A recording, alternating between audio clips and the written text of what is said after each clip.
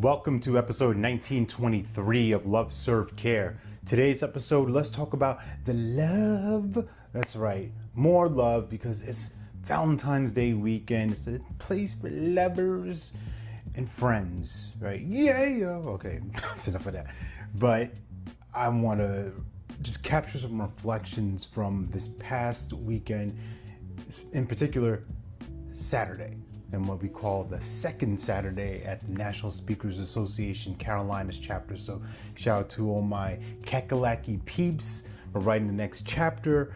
And this weekend we had an awesome turnout. So shout out to everybody who attended. Shout out to all the folks who registered. Even if you weren't able to make it, I joke all the time on the socials, right? You just had to be there, but I also want to let you know why, because there were some different games, activities that I had planned out, and the group were more than receptive to engage with, and it was just a fun opportunity for these different leaders and different speakers to just have some small group discussion, right? Because we've been growing, we've been expanding.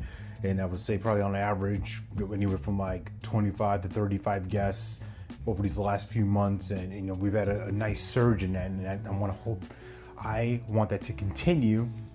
And with that, I also have to think outside of the box. You can't be doing the same old. And that's a challenge for me, because I like to be a little bit rigid, but also I like to experiment, I like to test out things. So some of the games that we tested out this weekend were, one, looking at the first date, as I called it, and really exploring what was that moment on stage that lit you up, that moment that you just felt it, you saw something different, you started to shift, and that thought popped into your head, I think I can do this, I think this is meant for me.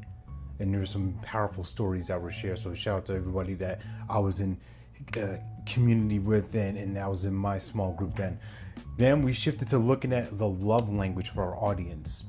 And what I mean by that is, what are the things that you say or the way you're being that invite them to trust you, that welcome you to the stage? And also look at the ways that, hey, how can we lose them? What are the things that we're saying that maybe that attention, that focus, that connection that drops off? We want to keep the engagement from start to finish as much as we can.